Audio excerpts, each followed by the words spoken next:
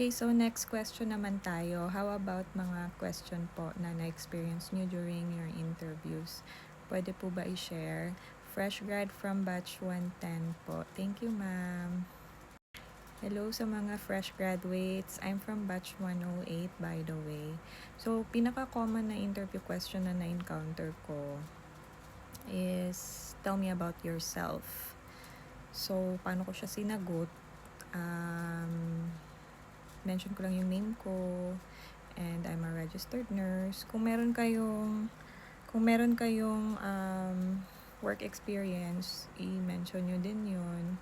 Kung wala naman, siguro banggitin nyo na lang yung internship ninyo nung nag-aaral pa lang kayo. Halimbawa sa amin, sa nursing, sabi ko, I have 3 years na internship sa hospital kasi from second year kami nag-start nung time namin. So, doon ako nagkaroon ng actual patient encounters during my internship lang. Kasi yung job experience ko naman is hindi siya related sa course ko or sa HVA. Tapos, syempre, highlight nyo din yung training nyo sa Hello Rage, kung ano yung mga natutunan nyo doon. For example, mga phone call handling, insurance verification, prior authorization, live scribing, mga ganyan. Mga natutunan nyo doon. Tapos, yung mga strengths ninyo, I'm hardworking, mga ganun. Tapos, isa din sa tinanong sa akin, how do I deal with issues at work?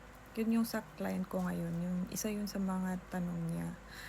Ang sabi ko lang, I like building a good working relationship with my colleagues. So, kung may issues, I'd like to work on it privately and move forward with it. So, yun, isa yun sa mga importanteng question, I think, that landed me on the job kasi yung client ko, sa pagkakakilala ko sa kanya is mabait naman siya talaga, tapos ayaw niya ng magulo sa work.